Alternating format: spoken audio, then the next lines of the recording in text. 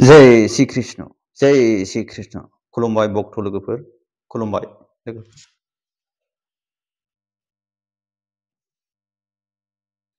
आं भिडिअ खालामनाया गोबाव सम जाबायमोन मानोना आं माखासे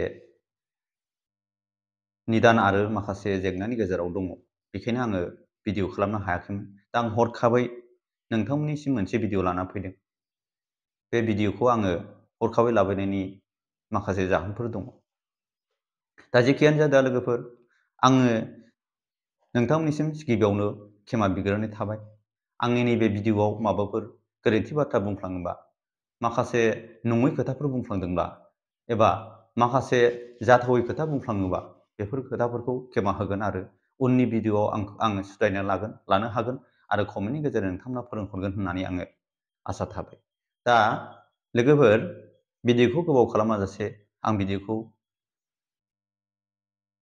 जागायनो थाखाय आखायाव लाबाय भिडिअआनो जादों लोगोफोर जोंनि सनातन धोरोम एबा हिन्दु समाजाव एबा जोंनि माखासे हिन्दु धर्मनि गोथार बिजाबफ्राव लिरनानै दोनखानाय आरो शास्त्रआव बुंलांनाय माखासे खोथाफोरनि सायाव आङो दिनै सावरायगोन मानो होनबा माखासे हिन्दु धर्मनि गोथार बिजाबाव लिरनानै दङ जोंनि सिला खन्द एबा न'सुगाव माखासे बिफांफोरखौ गायजायो एबा गायजाया दा आं गिबियावनो गायजायै बिफांनि सोमोन्दै गायनो मोनै बिफां एबा फुलनि सोमोन्दै नोंथांमोननो रोखा रोखा फोरमायनो नाजादों दा बियो आंनि खोथा नङा बे माखासे धोरोम शास्त्र आरो माखासे गोथार बिजाबफ्राव जोङो मोननो हायो दा मानो गायजाया बेखौ आङो मोनफा मोनफा उननि भिडिअआव नोंथांमोननो फोरमायलांगोन दा मानोथो गोबाव खालामबावनो लोगोफोर दा भिडिअखौ जागायदिनि दा जोंनि सिला एबा न' सगाव मानो गायजाया बे बिफाङा बेखौ आङो बुंलांनो थाखाय आखायाव लाबाय दा एक नाम्बारा जाहैदों गलाप फुला जोंनि थाखाय गोबां समायना रमायना बिफां नाथाय बे गलाप फुलखौ जोंनि सिला एबा न'सगाव गायनो माना आरो सदाबाहार फुल जाय बिफांखौ जोङो पार्बती फुल होननानैबो बुङो दा बे बिफांखौबो जोंनि सिला खन्द'आव एबा न'नि सगाव गायनो माना आरो खाथ्रि बिफां बे खाथ्रि बिफांखौबो जोंनि न' सगाव गायनो माना आरो सागलफेना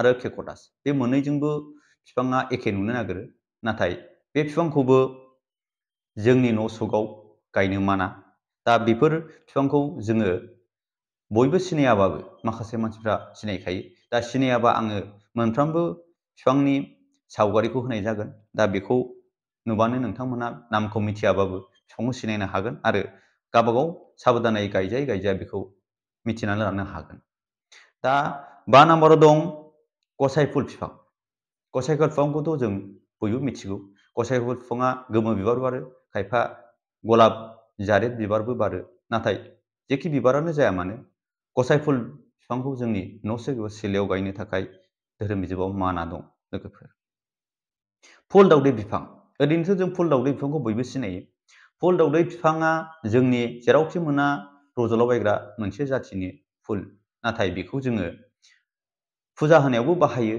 आरो गोबां खामानियाव बाहायो बेखौ आं उननि भिडिअआव नोंथांमोननो खिथागोन बेखौ मुलि हिसाबै जोङो बाहायनो हायो दा बे बिफांखौ जोंनि सिला आरो न' खन्द'आव न' सगाव गायनो माना नाथाय बायजोआव गायनो हागोन बाय जेबो बुंनांगौ गैया जेबो उसुबिदा गैया आरो जबा फुल गोजा गाबनि थायो गुफुर गाबनि थायो नाथाय गुफुर गाबनि जबा फुलखौ आं बुङाखै गोजा गाबनि जबा फुलखौ जोंनि सिला एबा न' सगाव गायनो माना बे धोरोम बिजाबाव दङ नाथाय गुफुर आरो सादु गाबनि जबा बिबार दङ बेखौ जोङो न' सगाव गायनो हागोन बेहाय जेबो उसुबिदा गैया आरो दङ 8 नाम्बाराव धप बिफां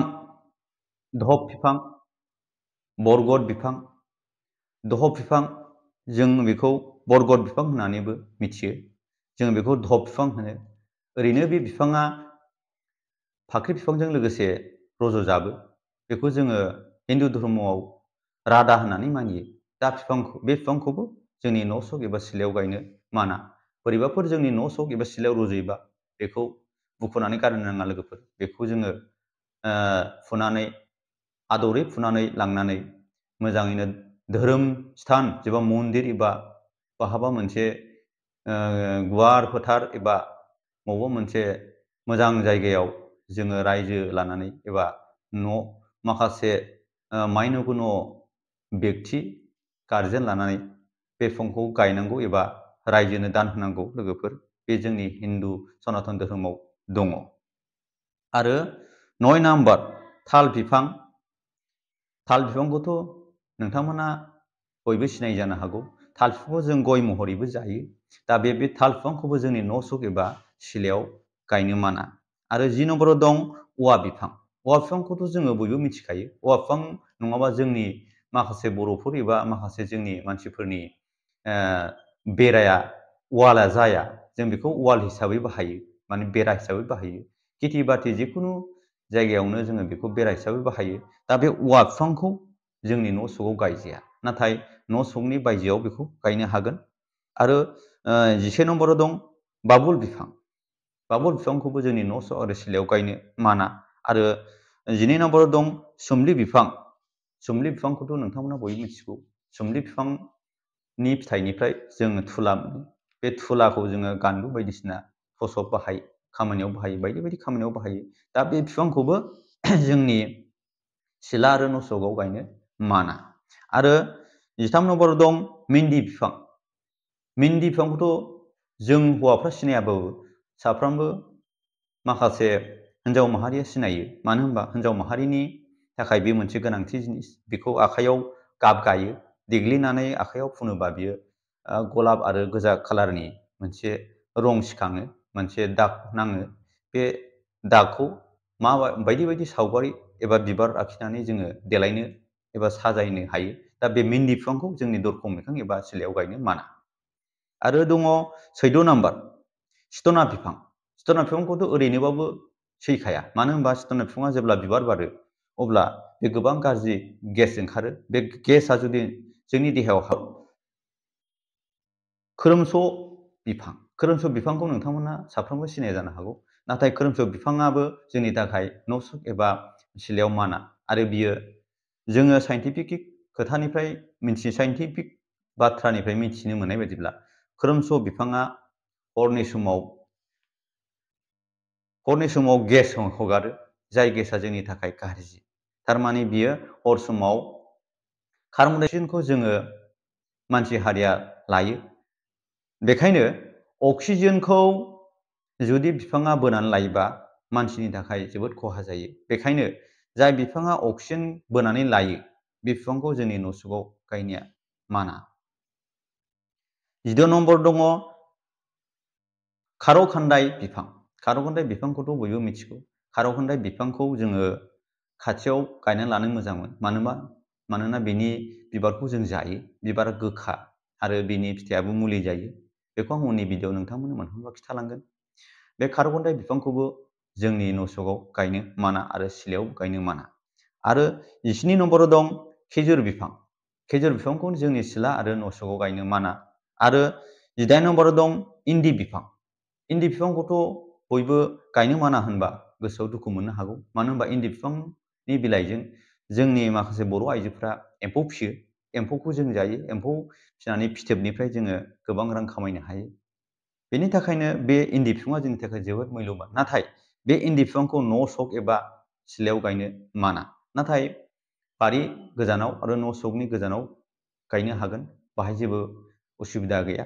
नाथाय न' सक आरो न'नि सिलायाव बेखौ एकदम माना।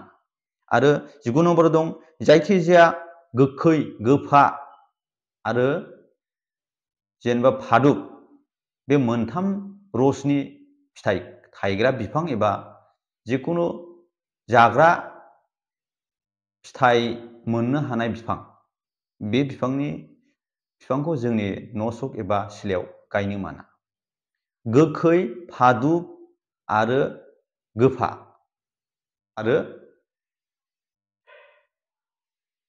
गोखा, बे रस गोनां फिथाइ होग्रा बिफांखौ जोंनि सिथ्ला एबा न'स'आव गायनो माना।